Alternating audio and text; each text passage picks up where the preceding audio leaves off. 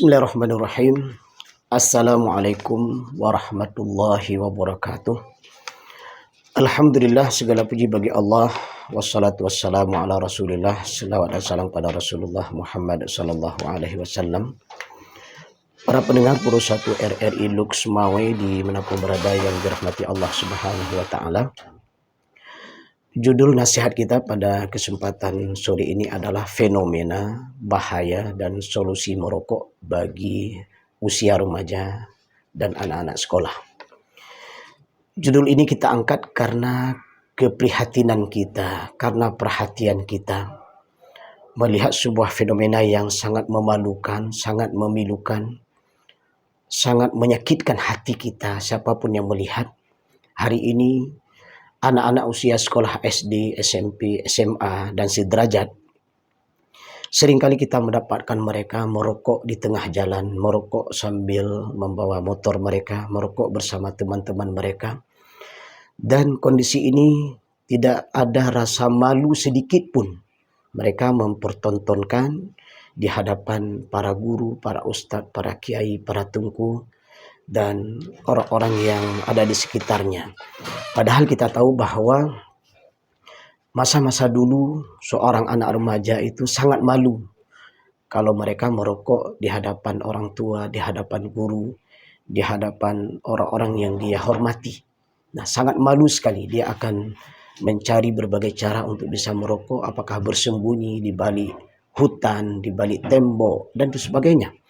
Nah, hari ini fenomena anak-anak usia sekolah yang merokok di depan umum sangat begitu banyak.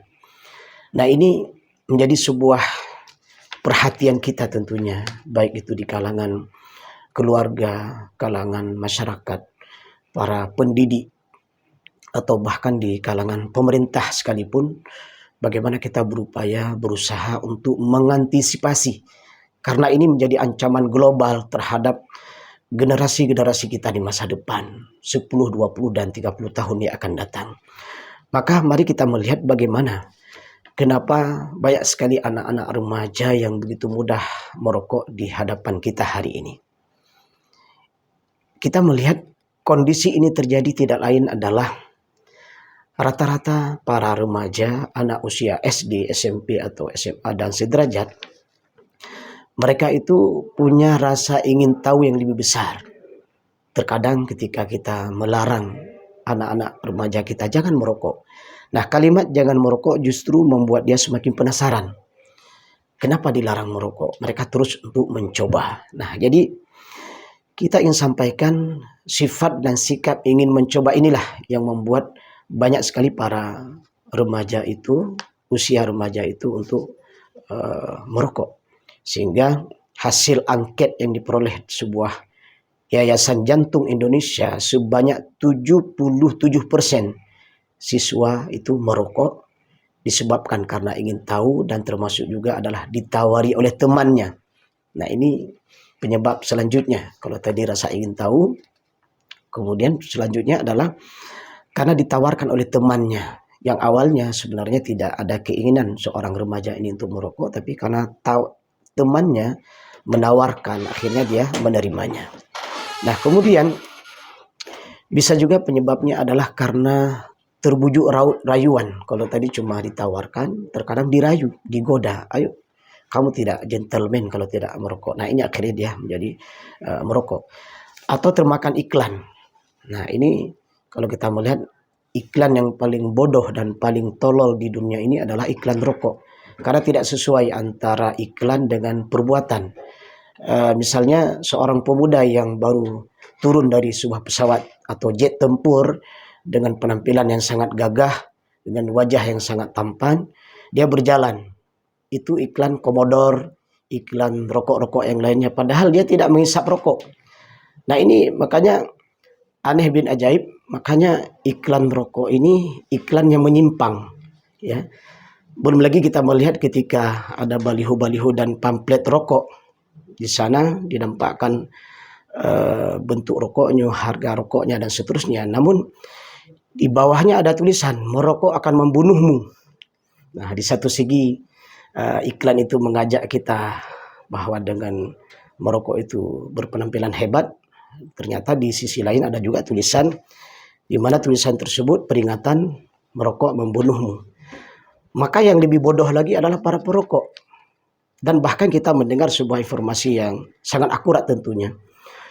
Mereka pengusaha-pengusaha rokok itu, ya, bos-bos rokok, mereka memberikan ultimatum kepada keluarganya bahwa saya sebagai bos yang memiliki pabrik rokok, saya mengharamkan diri saya, keluarga saya, saudara saya untuk merokok. Nah, ini lebih aneh lagi, ya. Belum lagi kita mendengar informasi bahwa rokok itu adalah disponsori oleh Yahudi atau Israel.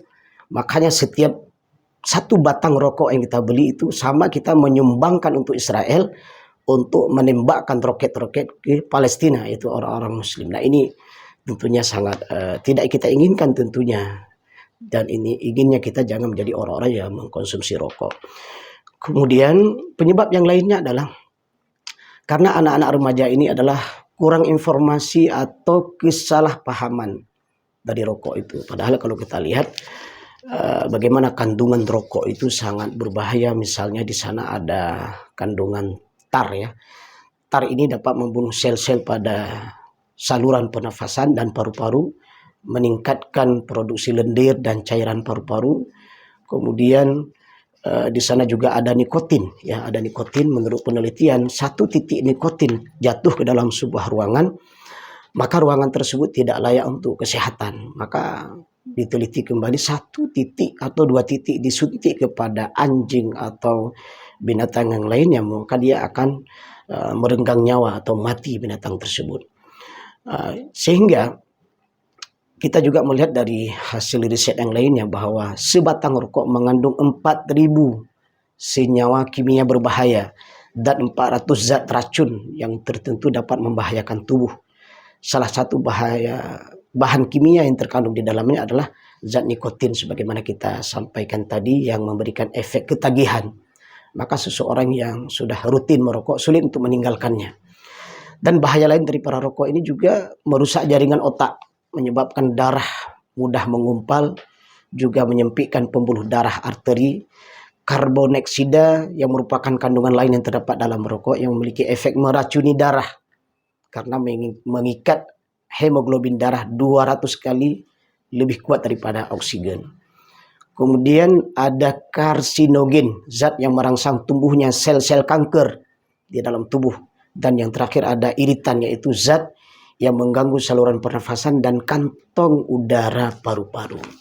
Dan yang cukup berbahaya lagi dari penelitian adalah usia remaja adalah usia di mana mereka mengalami pertumbuhan, alat-alat tubuhnya yang mengalami perkembangan. Nah, bagi para perokok remaja yang sangat berbahaya adalah akan menghambat pertumbuhan organ tubuhnya. Nah, ini sangat berbahaya. Kemudian bahaya lain juga bisa terlihat, seorang siswa, ya, yang merokok, maka dia kurang fokus dalam belajar. Ya, terjadi gangguan dalam proses belajar. Kemudian juga terjadi gangguan daya tangkapnya, energi menurun, gangguan kecemasan hingga depresi ringan, ya. Dan berbagai macam bahaya-bahaya yang lainnya yang apabila itu dikonsumsi oleh remaja berupa rokok tersebut. Makanya di sini kita menghimbau bagaimana solusi apa yang harus kita lakukan sehingga perokok di kalangan remaja itu bukan hanya berkurang, ya, dan bahkan bisa berhenti sama sekali. Maka di sini yang pertama adalah kita orang tua, para guru, para ustadz, para kiai, siapapun kita, mari kita jalin komunikasi yang baik dengan remaja, ya, dengan anak-anak kita, dengan tetangga kita. Ya, maka dulu kita mengenal ada namanya kontrol sosial. Kontrol sosial itu adalah di mana sebuah nilai pendidikan itu bukan hanya itu anak kandung kita, siapapun yang bersama kita, di tetangga kita, anak didik kita atau bukan anak didik kita, siapapun yang bersama kita, di samping kita, ketika melihat mereka melakukan sebuah kemaksiatan, maka kita melarangnya. Nah, ini kontrol sosialnya hampir tidak ada dalam kehidupan kita, dan bahkan kita terkadang tidak berani. Ketika kita melarangnya, justru dia menjawab, kenapa Bapak melarang saya? Saya kan bukan anak Bapak. Nah, ini sangat menyedihkan. Sebenarnya kalau kontrol sosial bisa hidup dalam kehidupan masyarakat kita, maka kondisi perokok di kalangan remaja itu bisa kita hilangkan insya Allah. Kemudian bagaimana kita juga memberikan contoh yang baik. Nah, jadi para orang tua, para pendidik, ya, terutama juga pemerintah. Kalau bisa pemerintah yang baik itu nggak usah ya memproduksi rokok lah ya. Apalagi dengan iklan-iklan yang sangat bodoh tersebut. Kalau bisa jangan, kalau bisa. Dan kedai-kedai muslim yang baik itu sebenarnya tidak menjual rokok karena ini sangat berbahaya tentunya. Apalagi kita melihat banyak para remaja yang membeli rokok di kedai-kedai orang muslim dan tidak ada sedikit pun melarang kepada remaja tersebut, justru dia menjualnya. Nah, ini sangat menyedihkan. Tidak akan bangkrut sebuah kedai yang tidak menjual rokok. Yakinlah itu. Anda tidak menjual rokok dan tidak akan bangkrut. Ya, Anda akan beruntung insya Allah. Dan banyak kasus justru mereka bangkrut ketika menjual rokok. Kemudian perhatikan pergaulannya, bagaimana anak kita bergaul, perhatikan.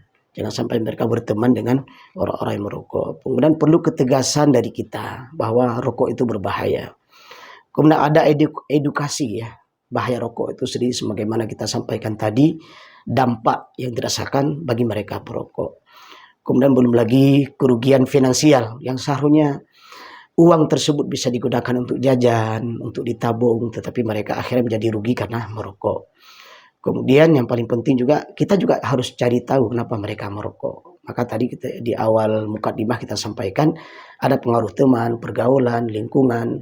Nah ini dengan kita mengetahui sebab dia merokok, mungkin akan mudah kita untuk mendidik, membimbing dia agar berhenti dari merokok. Dan yang terakhir adalah, bimbinglah mereka dengan lemah lembut, karena itu anak-anak kita, anak-anak usia SD, SMP, SMA, dan sederajat, itu merupakan tunas-tunas bangsa ke depan. Bimbinglah mereka dengan penuh kasih sayang. Mudah-mudahan mereka menjadi anak-anak yang baik dan berhenti dari merokok. Nasihat singkat ini semoga bermanfaat untuk kebaikan kita. Semoga kita memiliki remaja-remaja yang potensial, remaja yang menjadi produktif, menjadi yang terbaik bagi bangsa, agama, dan negara, yaitu yang remaja di mana mereka tidak merokok. Insya Allah kita akan mendapatkan remaja yang terbaik.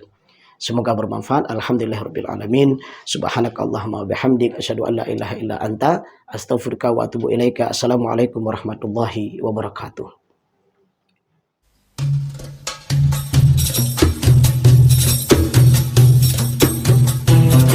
Telah Anda ikuti Tausiah Sore. Dengarkan Tausiah Sore setiap hari pukul 18 waktu Indonesia Barat, RRI Loks Maweng.